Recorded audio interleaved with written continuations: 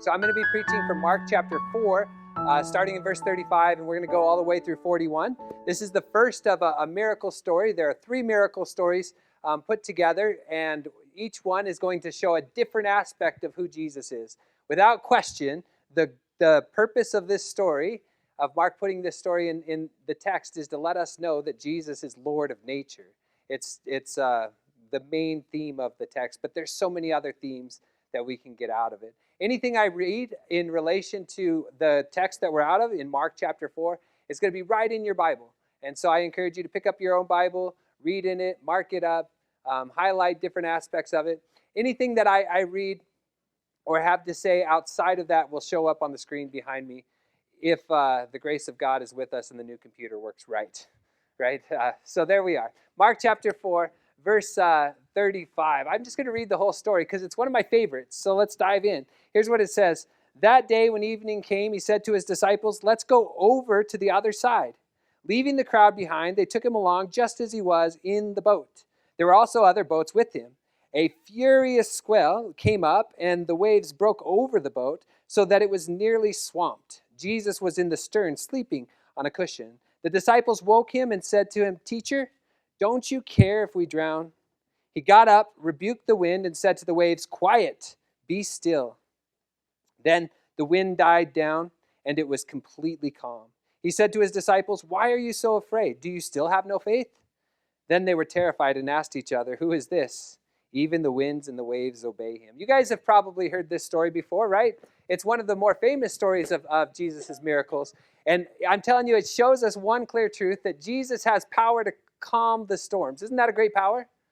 Right? Like whether it's a literal storm as you're out on the boat in the Sea of Galilee, or a metaphorical storm going through your life where it's just chaos and turmoil, we have a God in Jesus who is able to calm the storms. Write that down, hold on to it. That's an important part of this story. But I think so often when we come to this story or stories like it, we try to make it into an allegory. I think Tertullian was the first one that really kind of made this into an allegory. He said the boat is like the church, and the waves and the sea is like the world. And as they come over the sides of the boat, that's like persecution happening in the church.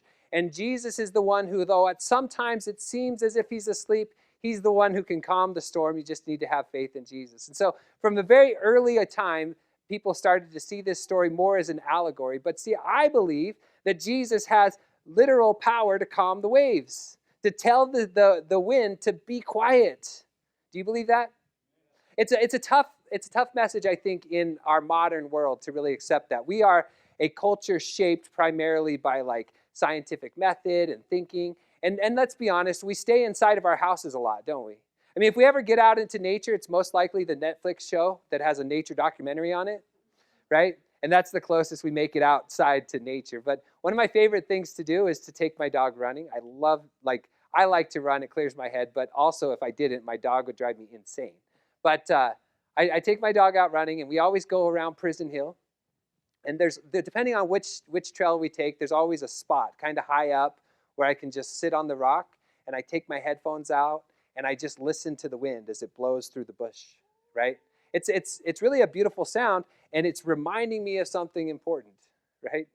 Not just the wind, but the birds. They're starting to come back. And so it's gotten, over the last few weeks, it's gotten a little bit louder on top of the mountain. If you just turn off the noise of the headphones, you can hear the noise of nature starting to come up as birds chirp, and you can just hear life going on in the town around you. It's a beautiful thought. Like it's just sitting there. It's clarifying. And I think the reason it's clarifying is because I'm reminded that nature speaks to the presence of God, right? You just can't go out in nature and spend much time there without just finding God there in it. And I think our modern minds tend to want to find rational ways to understand stories like this one. But if you spend time in nature, you recognize that, well, God created it. And sometimes he can break the rules of nature, right? He can say to the winds, "Be still," or to the waves, "Be still," and to the winds, "Quiet," right? I believe in a God who works those kind of miracles. I think he exists, and I think that he has a message for us. I think he loves us, and that he will calm the storms in our life. Do you guys believe that? And he does that in Jesus. That's why I love this story, because although we could try to rationalize it away and just take an allegorical approach to this story, Mark doesn't present it as an allegory. This happened.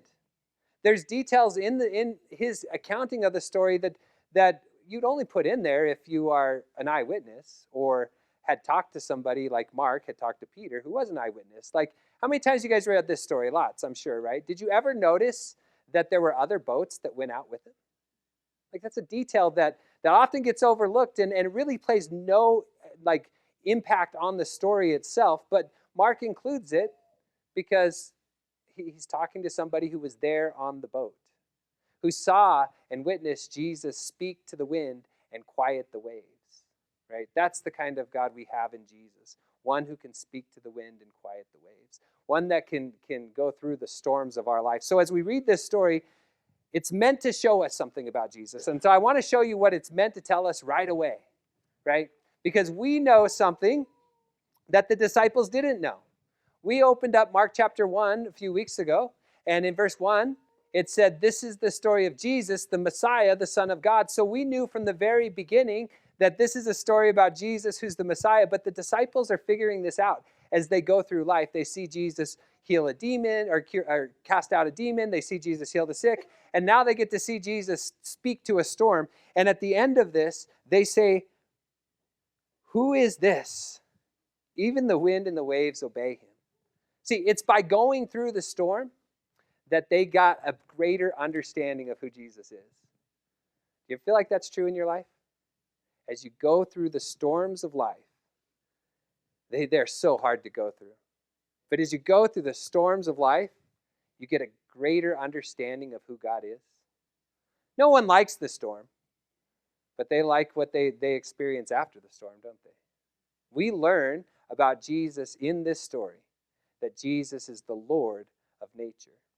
But we're also going to learn some important things about what it is to follow Jesus, because ultimately it tells us something about our Lord. He is Lord of nature. He can command the winds and the waves.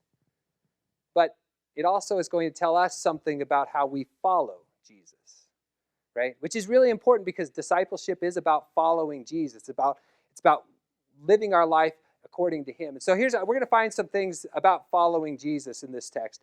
My first point is that following Jesus does not mean there will be no storms. If you're taking notes, you can write that down.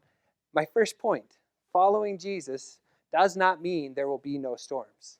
In fact, I would have to say that maybe following Jesus means there's going to be storms. We don't like to talk about it like that, but there's truth to it. Following Jesus may lead you right directly into a storm, right directly into some kind of chaos. Let's look at the text. It says, that day when evening came. Now, just a recap on what happened that day. We've been going over Mark for the last few weeks, and we know that day, Jesus had spent the entire day out on a boat, just a little bit off of the shore, speaking to the crowds who were on the shore. And he was telling them parables. We went through the parable of the sower. We went through the parable of the growing seed. We went through the parable of the mustard seed. Jesus had been teaching that entire day. You guys tired after a long day of teaching or just being taught? I don't know about you guys, but Sunday is the most exhausting day for me. I go home and I'm just done, right? Because you've been at it all day, teaching and singing for me, but you're at it all day, and by the end of the day, you're ready to just go home, right? But that's the circumstance, that's the setting of this story. Jesus was in the boat teaching all day, and then as verse 35 says, that day when evening came, he said to his disciples, let's go to the other side. If I was his disciple, my first thought would be, let's go to bed. How about you guys? You've been out here all day teaching, Jesus, and you want, now by the way, it's evening time. Now I don't know what you guys are afraid of in nature, but sailing in the dark doesn't sound very fun to me, right? And here's some experienced fishermen who had spent their life on the shore and fishing in the Sea of Galilee. And now evening's here, and Jesus is saying, let's go to the other side. I'm thinking they're saying the same thing I would have been saying. I don't want to sail at night. That's a little intimidating. I bet you've been out here teaching all day. We're tired. And you want to leave the safety of the shore, where all the crowds are.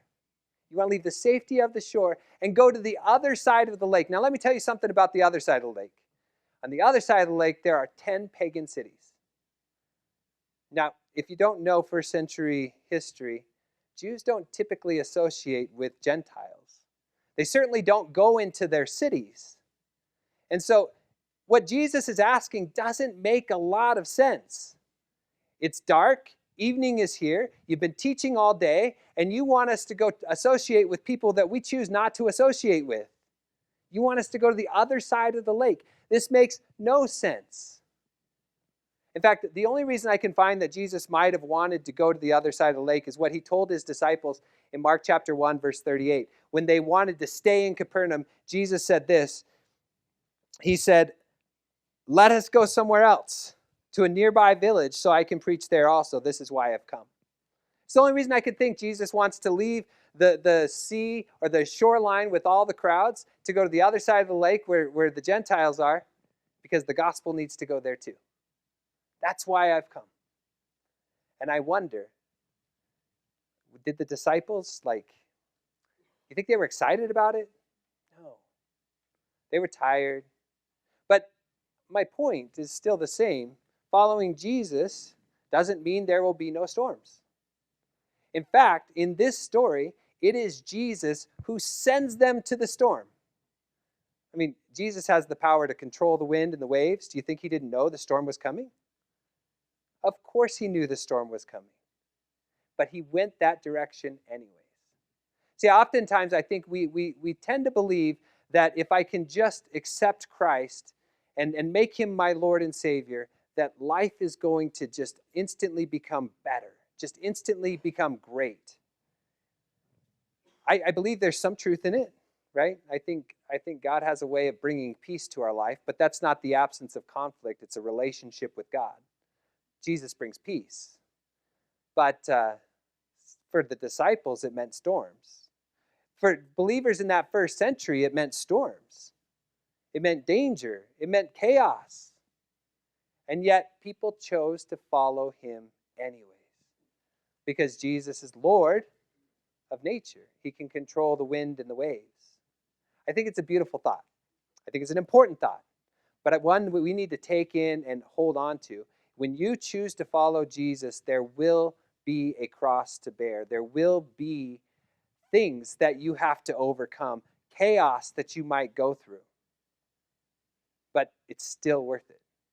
Because Jesus has a plan in that. He knows what's waiting on the other side of the sea. And we'll find out next week what's waiting on the other side of the sea. But for now, let's just accept that. Following Jesus does not mean life is going to be without storms. Sometimes Jesus will lead us into the storms. Sometimes Jesus will calm the storms. And sometimes Jesus will calm us as we go through them. But we just have to trust that Jesus knows where he's directing. Right? That's my first point. One of the first things I think we can learn from this story. And my second point is that following Jesus means he has power over the storms. See, I know I'm going to have to go through storms, but I also know Jesus has power over the storm. Listen to this storm as it's described in verse 37. Look at your text. It says this: "A furious swell came up, and the waves broke over the boat so that it was nearly swamped." Jesus was in the stern sleeping on a cushion. The disciples woke him and said, "Teacher, don't you care if we drown?" Do you see the terror, the fear in the disciples? Do you understand the terror and the fear of the disciples? It was evening when they left. It's probably dark at this point. And the winds, have you ever been in a big windstorm? The winds are and it's described as a furious swell. And the waves are breaking over the boat. I've seen pictures, and I've actually been to Israel where they show the boats that were sailing on the Sea of Galilee during this time. I'm not sure how Jesus was resting in the stern without getting a little bit wet. They weren't large boats, right? Yet Jesus is sleeping. And the experienced fishermen are terrified. And you have all the reason why they should be terrified. The circumstances that surround the moment are scary. It's dark. The wind is blowing. The waves are coming over the side. And you have no control over any of it. I believe this was a real storm, and I believe Jesus calms it. But I also think that you can see storms in your life where you also may feel like you don't have any hope. Like you can't make it through this on your own. The circumstances are just not in your favor. How can you control the waves? How can you control the wind? Or whatever the circumstances, the chaos circumstances in your own life. The truth is that we can't control them, but we know that following Jesus means that we have a God who can control them. He's got power over the wind and the waves. And as the disciples are scurrying about, afraid, what is Jesus doing? Now, you guys are snoring, and I don't know if I'd say Jesus is snoring. But Jesus is asleep in the stern of the boat while the storm is raging around him. His ability to be at peace is contrasted by the disciples' inability to control the storm, the fear that they're going through. I often wish, and Jesus would rebuke me if I was in this storm as well, but I often wish that I could have that kind of peace. Where does peace like that come from? What do you think? There's a psalm in Psalm chapter 4, verse 8, that talks about this kind of peace. And notice what it says. It says, "In peace I will lie down to sleep. For you alone, Lord, make me dwell in safety." You notice the peace doesn't come from the circumstances surrounding this? It is in his trust in the Lord that peace comes. And I think as I imagine Jesus, the storm raging around him, the water coming over the sides of the boat, and I imagine Jesus on the cushion sleeping, he has peace in the midst of a storm because he is sure of his relationship with the Father, because he is sure that he can control the storm. And I think the disciples are in panic, in terror, because they can't. For me, at least, that's when I grow most afraid, is when I can't control the situation, right? When I know that I don't have any control. But control is really just an illusion. There's only one person that is in control, and that's Jesus, and he's asleep. It didn't bother him if the waters were calm or if they weren't. Jesus' trust was not on the circumstance, but in the God who controls the circumstance.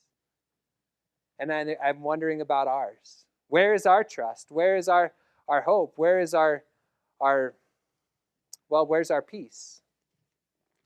They begin to question Jesus, saying things like this: "Teacher, don't you care if we drown?" Does that come off as a little bit rude to you? Teacher, don't you care if we drown? If you read the Psalms, it's actually pretty common, where people will call out and say, my God, why have you forsaken me?" Or David will say things like, "Why have you abandoned me? Where have you gone?"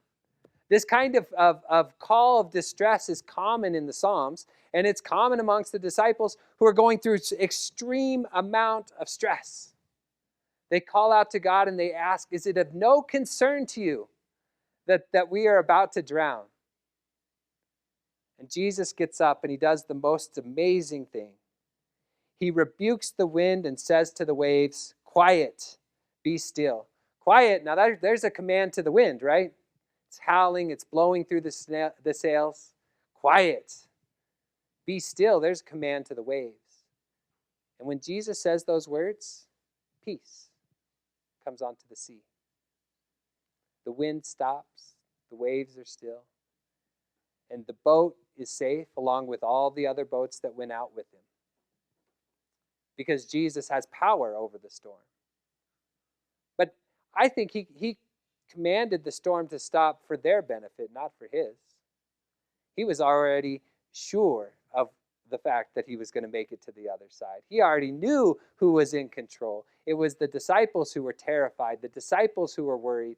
And I'm telling you, the fear and the terror can all be at peace if you just trust the one who's truly in control, the one who truly has power over the storm.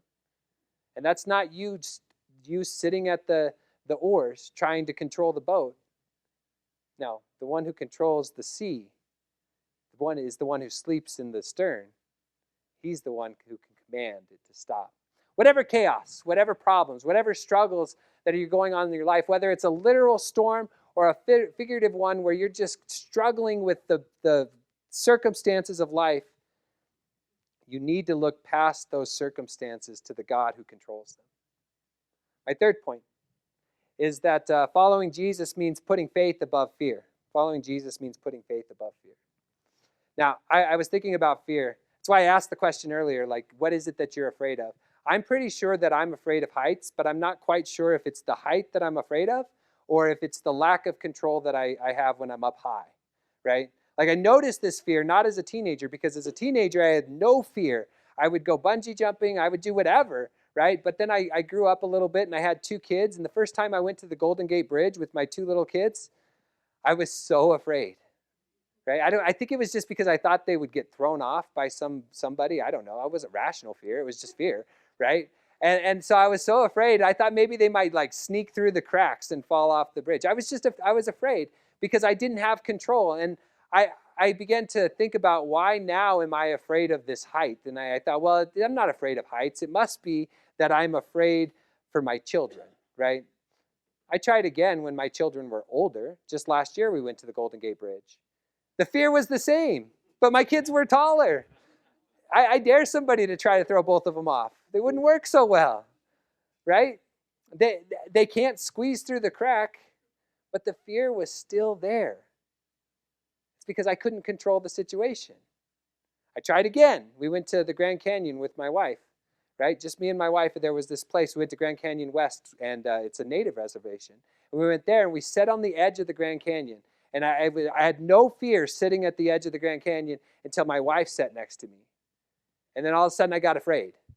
And I made her butt scoot backwards away from the edge before she would stand up, right? No, I think the fear was there, but it was really a lack of control. In all the circumstances, it might be irrational, but it was really a lack of control. And so Jesus says this, after they wake him and say, "Teacher, don't you care that we're about to drown?" Jesus says this, he says to his disciples, "Why are you so afraid? Do you still have no faith?" I could picture him saying to me, "Why are you trying to control everything? You can't. Why are you so afraid? Trust the one that is actually in control." And yeah, I'm still working on that. I'll let you know how it goes, but I'm still working on that. See, I understand that following Jesus means that I have to put my faith above the fear. I have to look over the Golden Gate Bridge and know that I may not have any control, but God does in that situation. I have to maybe make my wife butt scoot back from the edge of the Grand Canyon, but I have to also know that Jesus is the one who controls the situation, not me. And the disciples needed to learn that same lesson. They were in the midst of the storm. It was dark. The waves are coming over the boat. The wind is howling. And they're afraid because they have no control. Maybe that's you too. Maybe you feel like you have no control over the circumstance that you're in. And I understand that fear. But Jesus seems to imply that the greater faith you have, the less you need to fear. Right? I mean, I understand their fear. I get it perfectly. But Jesus asked the question, "Why are you so afraid?" I wonder if they asked him, "Did you hear the wind? Did you see the waves? Do you recognize what time it is? These are the reasons I'm afraid." But Jesus might look at that same situation and say, "You have nothing to fear because I'm in the boat." You might look at your financial situation and say, "I have no hope here." And Jesus would say, "Why are you so afraid?" You may look at the circumstances surrounding your family right now, and you could say, "I have no hope here." And Jesus would say, "Why are you so afraid?" See, being a follower of Jesus means that we have to put our faith above the fear and know that he has control. Faith is that. It's sometimes hard. It takes you have something that you hope in. You're going to get to the other side of the lake. You have something that takes action. You need to row. You need to move that boat. It's always risky. Faith always is risky. But Jesus is in the boat, and faith can be greater than the risk. I truly believe that. And so as they wonder, why are you so afraid? Do you still have no faith? I would suggest that the greater your faith is, the less you need to fear. And so how do we gain faith? Oh, you guys are all Bible scholars. Romans 10, faith comes by hearing, hearing by the word of God. I have so many times in my life prayed for greater faith. And now sometimes I wonder, why did I pray for something that God told me I could have if I just hear, if I just study, if I just show up, if I just invest in the things of God, my faith is going to grow. But so often I like to invest in the things of the world, and so my fear grows instead. You guys there with me? Yet, if I want to grow my faith, I know faith comes by hearing. I need to pick up. I need to join a Bible study. I need to pick up the text and study in community so that I can be enriched in faith and not be pulled down into fear. The closer I am to Jesus, who's in the boat with me, the less I have to be afraid of. And I don't want to come off, honestly, like fear is a bad thing. I guess it depends on what you're afraid of, doesn't it? I mean, being afraid of the things you can't control, the wind and the waves, that's useless. Why worry about those things when today's has enough worries of its own, right? Seek first his kingdom and his righteousness. All those things will be given to you. Why worry about the things that you can't control? Why fear? But fear has a positive side to it as well. I mean, the fear of the Lord is the beginning of wisdom. Maybe you have to think about what you're afraid of. Notice in the text that the disciples don't stop being afraid. In verse 41, if you look at it, it says they were terrified. But now the reason for their fear has shifted. They were initially afraid of the wind and the waves and the circumstances they could not control. Jesus calms those fears by telling the wind and the waves to quiet and be still. But the fear changes. Now they're terrified over Jesus. And they ask this question, who is this? Even the winds and the waves obey him. See, their terror is common to how most people react whenever they're in the presence of God.